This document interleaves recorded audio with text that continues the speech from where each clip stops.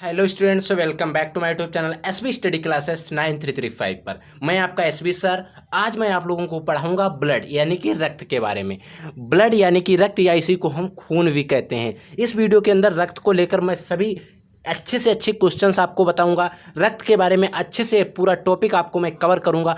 अगर आपने पूरा लेक्चर अटेम्प्ट किया तो आपके लिए लेक्चर जो है बहुत इंपॉर्टेंट है। और आपका रक्त से रिलेटेड कोई भी क्वेश्चन अगर आपके बोर्ड एग्जाम के अंदर कहीं पर भी, या आपके नीट एग्जाम के अंदर, या आपके कंपटीशन एग्जाम के अंदर कहीं पर भी अगर इससे रिलेटेड कोई क्वेश्चन आता है तो आपका क्वेश्चन नहीं छटेगा। मैं जो नोट्स आप लोगों को इस वीडियो के अंदर प्रोवाइड करा रहा हूं, इन्हीं नोट्स से, सेम नोट से मैं अपने ऑफलाइन कोचिंग के अंदर बच्चों को पढ़ाता हूं, स्टडी कराता हूं। जहाँ से अच्छे बच्चे नंबर लाते हैं। और आपकी मैं बता दूं कि आपका नीट का जो सिलेबस है उसमें ब्लड से लेकर 1 से 2 क्वेश्चन आते हैं, और आपके अच्छे से अच्छे क्वेश्चन यहाँ से बनते हैं, ठीक है। और आप चाहे कंपटीशन एग्जाम की बात करें, अगर वहाँ पर बायोलॉजी के क्वेश्चन आते हैं, ब्लड से क्वेश्चन आते हैं, तो आपको इस वीडियो के अंदर से क्वेश्चन अवश्य ही फंस जाएंगे। तो आइए वीडियो को शुरू करते थे। तो जिससे पहले अगर आप लोग हमारे चैनल पर नए विजिट कर रहे हैं तो प्लीज़ एक चैनल को लाइक कर देना, और चैनल पर नए तो चैनल को सब्सक्राइब जरूर कर देना, ताकि इस चैनल पर आप लोगों के लिए इसी प्रकार से नॉलेजेबल और कंटेंटेबल वीडियो मिलते रहते हैं। तो आइए हम ब्लड को शुरू करते हैं। सबसे पहले ब्लड क्या होता है।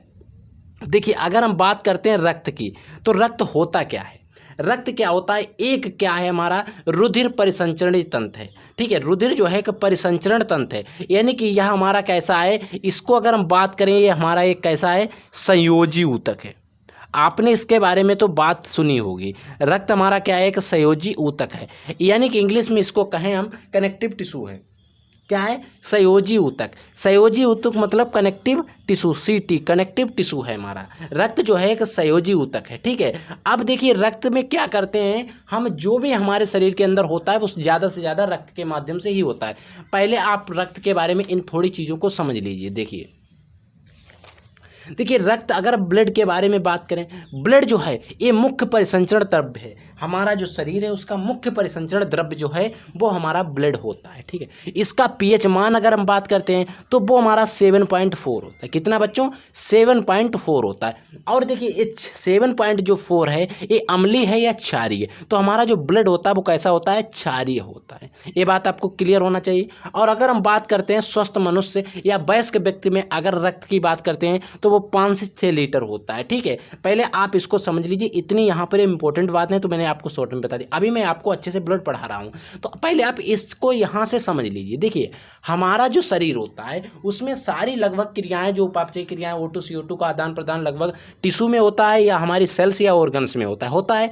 अब बात सुनिए, आप लोग समझिए। जब हम लोग कोई भोजन करते हैं, भोजन हमारा जाता है आहार नाल के अंदर। कहाँ पर जाता है बच्चों, आहार नाल में। आहार नाल में पचता है। और पचित भोजन जो होता है, पचित भोजन में क्या होते हैं, हमारे पोषक पदार्थ होते हैं। क्या होते हैं, पोषक पदार्थ। तो वो रक्त के माध्यम से हमारे कहाँ जाते हैं, सेल्स में जाते हैं, टिश्यूज में जाते हैं, या ऑर्गन्स में जाते हैं, ठीक है। तो हमारे आहार नाल से भी इसमें उस आहार नाल से पोषक तत्वों को सेल्स तक ले जाने में किसकी मदद है, रक्त की। या फिर हम बात करते हैं अंतःस्रावी ग्रंथि या एंडोक्राइन ग्लैंड्स। एंडोक्राइन ग्लैंड्स जो होती हैं वो क्या करती हैं, हार्मोन का स्त्रावण करती हैं। एंडोक्राइन ग्रंथ जो होते हैं वो हार्मोन का स्त्रावण करती हैं। ये भी हार्मोन जो है रक्त के माध्यम से अपने लक्ष्य तक पहुँच जाते हैं। अब हम बात करते हैं लंग्स। जब हम लोग सांस लेते हैं, अंतः शोषण करते हैं, तो वायुमंडलीय ऑक्सीजन को खींचते हैं, तो वो क्या होती है, ऑक्सीजन हमारी जाती है टिश्यूज के अंदर, और टिश्यू में जो बनती है CO2 वो हमारी उसी रास्ते से लंग्स से होकर बाहर निकल जाती है निःश्वासन के दौरान। और या फिर हम बात करें उत्सर्जी, इसमें जो हमारे बेस्ट पदार्थ बनते हैं वो उत्सर्जी पदार्थ के रूप में किडनी से बाहर निकलते हैं। वो भी किसके, रक्त के माध्यम से ही हमारे किडनी तक पहुँचते हैं। इस बात को आपको समझ लेना चाहिए, ठीक है। आइए हम आगे समझते हैं इसको। देखिए क्या लिखा हुआ है, रक्त एक विशेष प्रकार का ऊतक है। रक्त जो है एक विशेष प्रकार का ऊतक है। क्या है, एक टिश्यू है। रक्त क्या हमारा एक टिश्यू है, ठीक है, जिसमें द्रव्यी अधात्री, ये लिखा है अधात्री, मैट्रिक्स, प्लाज्मा, प्लाज्लेमा तथा अन्य संगठित पदार्थ रचनाएं पाई जाती हैं। मैं आपको इसको समझा रहा हूँ, आप सिर्फ यहाँ पर डेफिनेशन पढ़ लीजिए। इसी डेफिनेशन को मैं शॉर्ट छोड़ दीजिए, आप डिटेल में बता रहा हूँ, ठीक है। तो आइए हम आगे इससे समझ लेते हैं क्या है।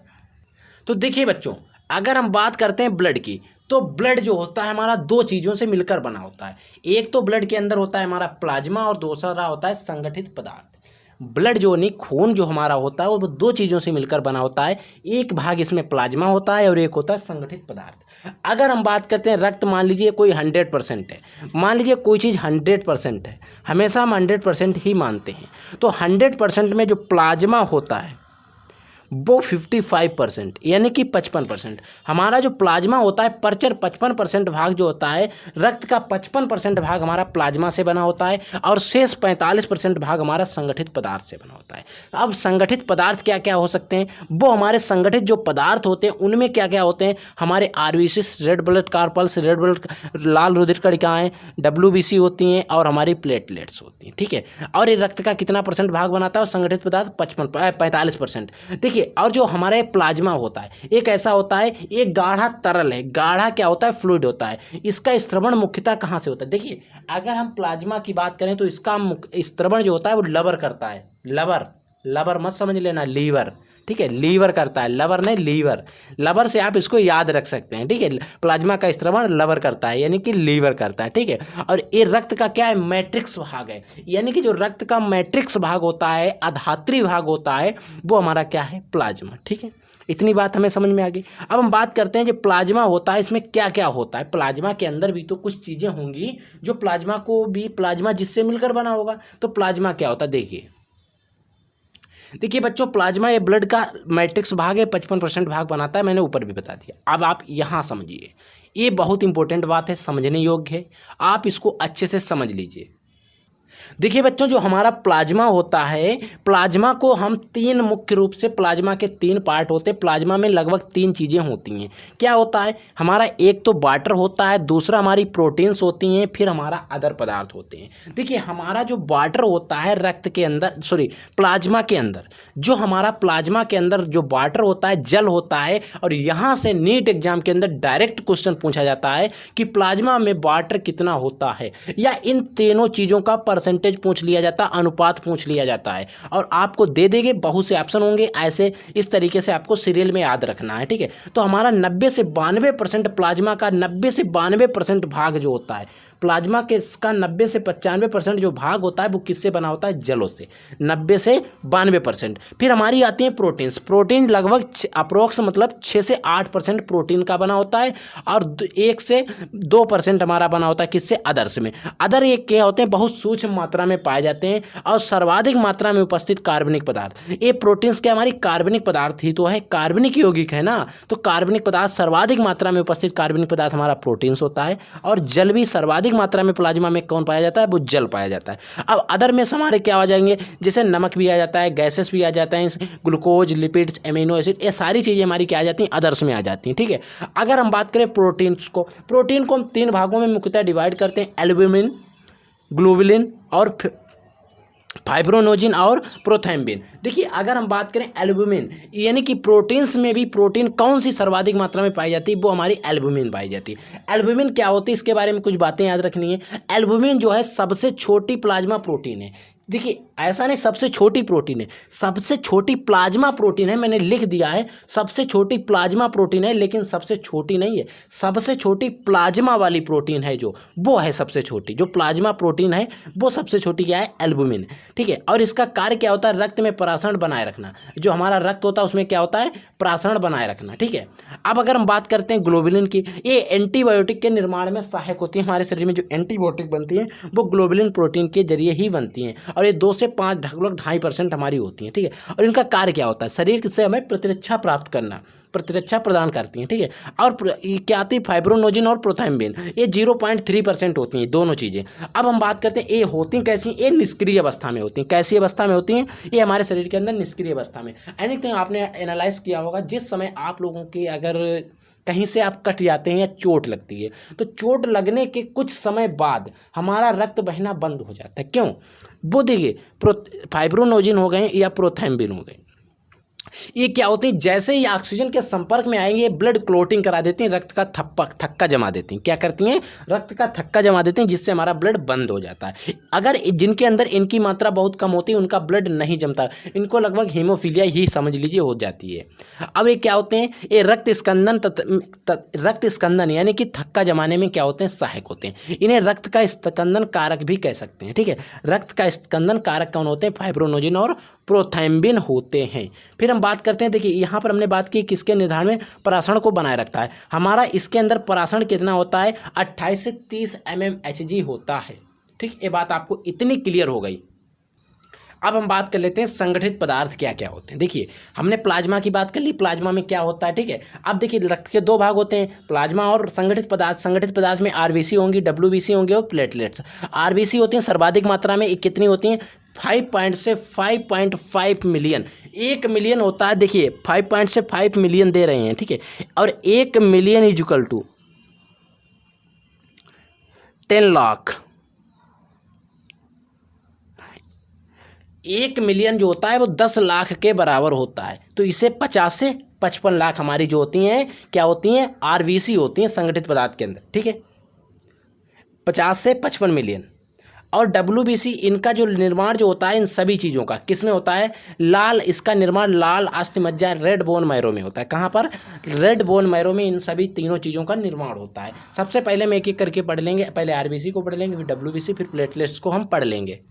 तो सबसे पहले हम पढ़ेंगे आरबीसी यानी कि इरिथ्रोसाइट या रक्ताणु या आरबीसी। आरबीसी को हम इरिथ्रोसाइट भी कहते हैं, इरिथ्रोसाइट। देखिए इरिथ्रोसाइट क्या होते हैं, ये मनुष्य या स्वस्थ मनुष्य में लगभग, इरिथ्रोसाइट जो होते हैं स्वस्थ मनुष्य में लगभग इतनी पाई जाती है, 5 से 5.5 मिलियन। ठीक है, ये रक्त कणिकाओं का औसतन आयु, इनकी रेड ब्लड कार्पल्स यानी कि लाल रुधिर कणिकाएं जो होती हैं इनका औसत आयु यानी कि इनका आयु काल 120 दिन होता है। बहुत इंपॉर्टेंट बात याद ही रख लेना, रक्त कणिकाओं। ठीक है, और इनकी आकृति कैसी होती, उभयावतल होती, बाई कॉनवेन होती। ठीक है, बाई कॉनकेव होती है इनकी उभयावतल। आरबीसी की संरचना कुछ इस प्रकार से होती है, इसकी इधर वाली जो सतह है वो भी अवतल है, इधर वाली अवतल, इसीलिए इन्हें उभय अवतल कहते हैं। दोनों सतहें कैसी होती हैं, अवतल होती हैं। फिर है रक्त जो हमारी रक्ताणु यानी कि आरबीसी होती है उनका रंग कैसा होता है, रंग लाल रंग होता है। और होता कैसे, हीमोग्लोबिन की उपस्थिति के कारण हमारा इसका रंग होता है लाल। हीमोग्लोबिन के कारण ही इसका लाल रंग होता है, किसका, आरबीसी का।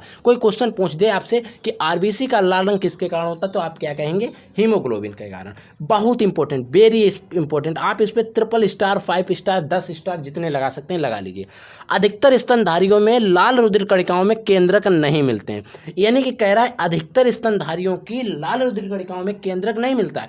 ये नहीं कह रहा सभी में नहीं मिलता, मिलता है, कुछ में मिलता है। अपवाद की बात करें तो ऊंट और लामा हमारे स्तनधारी हैं उनमें क्या मिलता है, आरबीसी में उनके केंद्रक मिलता है।